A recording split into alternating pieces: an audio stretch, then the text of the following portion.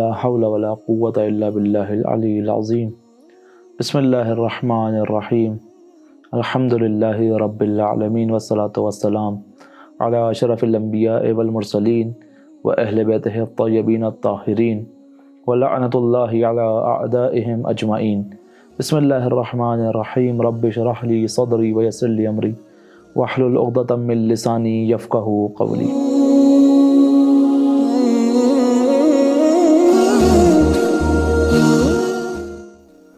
سب سے پہلے آپ تمام مومنین کرام کی خدمت میں سلام عرض کرتا ہوں۔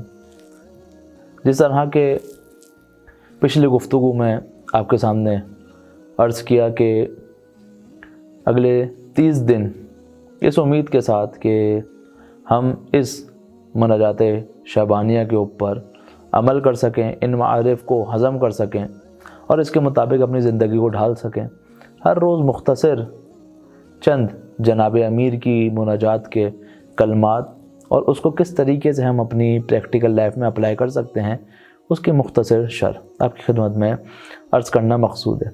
آج اس مناجات کی چند فقروں کو پڑھیں گے، تلاوت کریں گے اور پھر اس کے بعد مختصر سے شرح آپ کی خدمت میں عرض کریں گے اور کچھ بیان کرنے کی کوشش کریں گے کہ کس طرح ہم اس کو اپنی زندگی کے اندر اپلائی کریں۔ بسم اللہ الرحمن الرحیم۔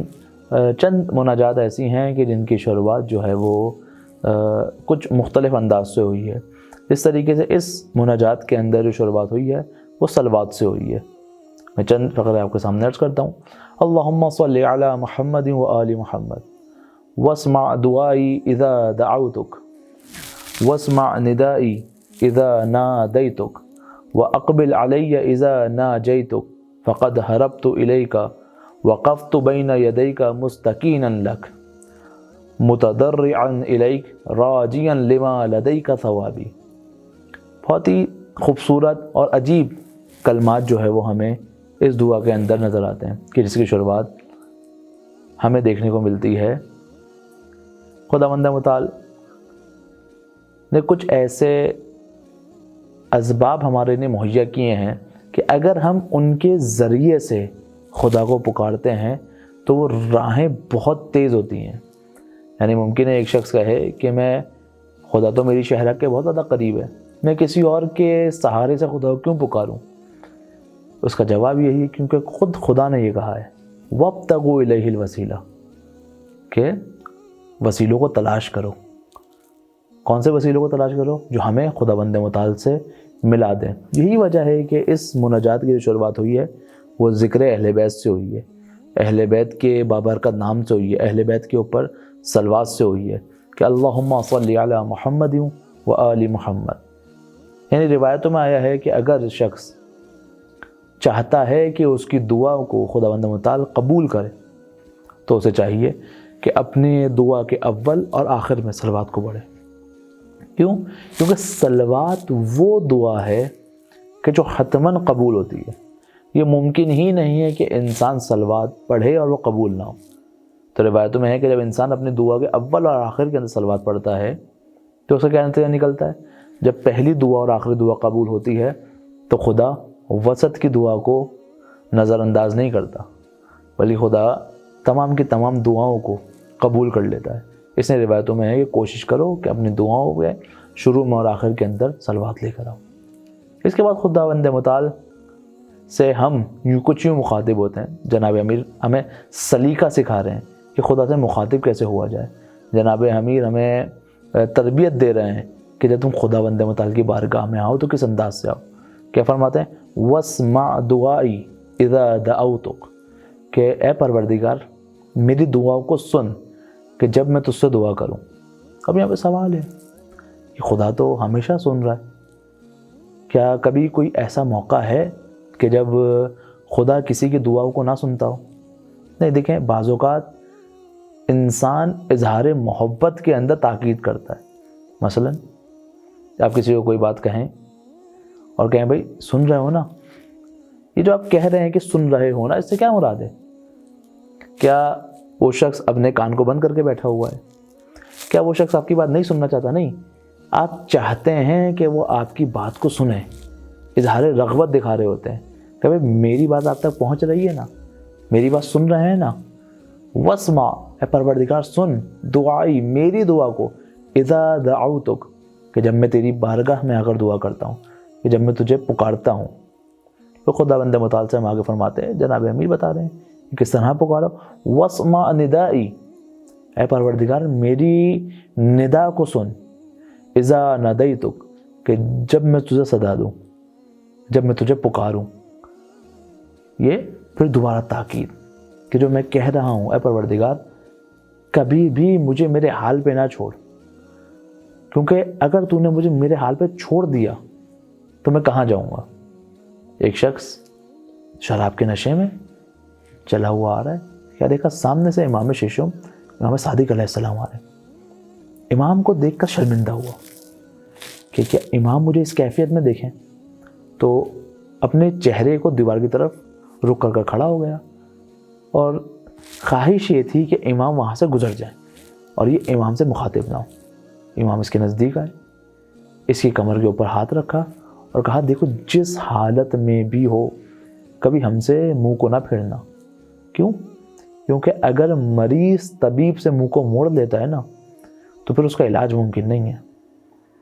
ہم کیا کریں؟ اے پروردگار جب تیری بارگاہ میں آ کر دعا کریں تو ہماری دعاؤں کو سن، اے پروردگار جب ہم تجھے پکاریں تو ہماری پکار کو سن۔ کیوں؟ کیونکہ اگر تو نے ہمیں ہمارے حال پر چھوڑ دیا پھر ہم کس کی بارگاہ میں جائیں گے؟ ہمیں کون ہے جو نجات دے سکتا ہو؟ پھر اس کے بعد آگے فرماتے ہیں وَأَقْبِلْ عَلَيَّ إِذَا نَجَيْتُ اے پروردگار قبول کر جب میں تجھ سے راز و نیاز کروں۔ راز و نیاز انسان کب کرتا ہے اور کس سے کرتا ہے؟ جس سے انسان محبت کرتا ہے۔ راز و نیاز کسی غیر سے نہیں کی جاتی۔ امام سلیقہ سکھا رہے ہیں کہ دیکھو کس طرح تم نے خدا کو مخاطب کرنا ہے، کس طرح تم نے خدا سے راز و نیاز کرنی ہے۔ خدا کو متوجہ کرو بار بار، خدا کو پکارو بار بار، کہ خدا کو تمہاری یہ پکار بہت پسند ہے۔ اس سے فرماتے ہیں فَقَدْ هَرَبْتُ إِلَيْكَ کہ میں تیری طرف دوڑتا ہوا آیا ہوں۔ کس سے؟ کس کے پاس سے انسان دوڑتا ہوا پروردگار کے پاس جا رہا ہے؟ یعنی تمام کے تمام غیر خداؤں سے، ہر وہ شے جو خدا سے انسان کو دور لے جائے۔ یہ جو لفظ بت ہے نا، بت مٹی کے مجسمے کو نہیں کہا جاتا، بلکہ ہر وہ چیز جو انسان کو راہ خدا سے دور لے جائے وہ بت ہے۔ کہ مشہور و معروف شعر ہے کہ اللہ سے کرے دور تو تعلیم بھی فتنہ، املاک بھی، اولاد بھی، جاگیر بھی فتنہ، ناحق کے لیے اٹھے تو شمشیر بھی فتنہ، شمشیر ہے کیا نعرہ تکبیر بھی فتنہ۔ یعنی کیا مطلب؟ یعنی بعض اوقات وہ تعلیم جو انسان کو خدا سے دور لے جائے فتنہ ہے، وہ مال و دولت، وہ اولاد، وہ گھر والے جو انسان کے پیروں کی زنجیر بن جائیں اور خدا کے نزدیک نہ رہتے وہ فتنہ ہے۔ یہاں تک کہ کیا کہا جا رہا ہے کہ نعرہ تکبیر بھی فتنہ۔ آج یہ داعش، طالبان اور جس طریقے کی تمام کے تمام ایسی تکفیری تنظیمیں اور گروہ جو اللہ اکبر کہہ کے مومنین کے گلوں کو کاٹتے ہیں، یہ وہی اللہ اکبر ہے جو ان کو اللہ سے دور لے کر جا رہا ہے۔ یعنی ہر وہ شے جو آپ کو اللہ سے دور لے جائے فتنہ ہے۔ کیا فرما رہے ہیں مولا؟ فرما رہے ہیں فَقَدْ هَرَبْتُ إِلَيْكَ کہ میں تیری طرف دوڑتا ہوا آیا ہوں۔ کس سے؟ غیر خدا سے، کہ جو مجھے مشغول کر دیتے ہیں، جو مجھے تجھ سے غافل کر دیتے ہیں، میں ان سے دوڑتا ہوا تیری بارگاہ میں آیا ہوں۔ وَقَفْتُ بَيْنَ يَدَيْكَ مُسْتَقِينًا لَكَ کہ میں گڑ گڑاتی ہوئی حالت میں تیری بارگاہ میں آ کر ٹھہرا ہوں، متضرعاً إِلَيْكَ کس حال میں؟ کہ میں گریہ و زاری کی عالم میں آیا ہوں۔ یہ جو گریہ اور زاری کی کیفیت ہے نا، یہ ایسا ایک رابطہ بناتی ہے کہ انسان کو پتہ چلتا ہے کہ سامنے والا مجھ سے کتنی محبت کر رہا ہے۔ کہ آپ جب کسی کے سامنے خضوع و خشوع کا اظہار کرتے ہیں، جب آپ کسی کے سامنے، وہ بھی ایسی ذات کہ جس کو آپ مانتے ہوں کہ آپ سے کس قدر بلند اور بالا ہے، اور اس کے سامنے کھڑے ہو کر اگر آپ اپنی پستی کا اظہار کرتے ہوئے گڑ گڑائیں، گریہ کریں اور یہ بات کہیں کہ میری کوئی ذات نہیں ہے اگر تو نے مجھے میرے حال پہ چھوڑ دیا، میں ساری دنیا کو پیچھے چھوڑ کر آ گیا ہوں فقط تیرے لیے، اس وقت ایک خاص کرم ہمارے اوپر ہوتا ہے، اس وقت ایک خاص رابطہ عبد اور معبود کے درمیان پیدا ہوتا ہے. اور پھر کیا چاہتے ہیں ہم؟ راجیا لما لدیک ثوابی، اور میں تجھ سے جزا کی امید رکھتا ہوں، میں تجھ سے ثواب کی امید رکھتا ہوں، مجھے کسی اور سے کوئی غرض نہیں ہے. کہ امام حسین علیہ السلام کا وہ جملہ جو امام فرماتے ہیں، اے پروردگار، جس نے تجھے پا لیا اس نے کیا کھویا، اور جس نے تجھے کھو دیا اس نے کیا پایا. یہ مناجات ہمیں بتا رہی ہے کہ پروردگار کے سوا انسان کا کوئی اور ٹھکانہ نہیں ہے جو اس کو راہ راست پر رکھ سکے. اس راہ کے علاوہ اور کوئی راہ موجود نہیں ہے. اگر چاہتے ہیں ان ایام سے بہترین استفادہ کر سکیں تو کوشش کریں ان دعاؤں کو اپنی زندگی میں شامل کریں، ان معارف کو اپنی زندگی میں شامل کر سکیں. اور کیسے شامل؟ کل آپ کی خدمت میں عرض کیا، ایسا نہ ہو کہ یہ وہ شامل ہو کہ آپ اپنی گاڑی کو سائڈ میں روک کے صرف زبان سے کہتے رہیں کہ میں غلط آ گیا، میں غلط آ گیا، میں غلط آ گیا. نہیں، عملی طور پر پروردگار کی بارگاہ میں جائیں، اس کو مخاطب کریں. واسمع، پروردگار سن کہ جب میں تجھے پکاروں، میری راز و نیاز کو سن. میں ساری دنیا کو چھوڑ کر تیری خدمت میں آ گیا ہوں. اگر میں جزا کی امید رکھتا ہوں تو فقط تجھ سے. خداوند متعال کی بارگاہ میں دعا گو ہیں کہ خداوند متعال ہمیں ان افراد میں قرار دے کہ جن کو وہ پسند کرتا ہے. خداوند متعال کی بارگاہ میں دعا کرتے ہیں، اے پروردگار، ان ایام میں ہمیں ان مومنین میں قرار دے جو تجھ تک پہنچ جائیں. ہمیں ایسے افراد میں قرار دے جو امام کے ظہور کے لیے زمینہ ساز ہو، اور ہمیں امام کے اعوان و انصار میں شمار فرما. السلام علیکم ورحمۃ اللہ وبرکاتہ.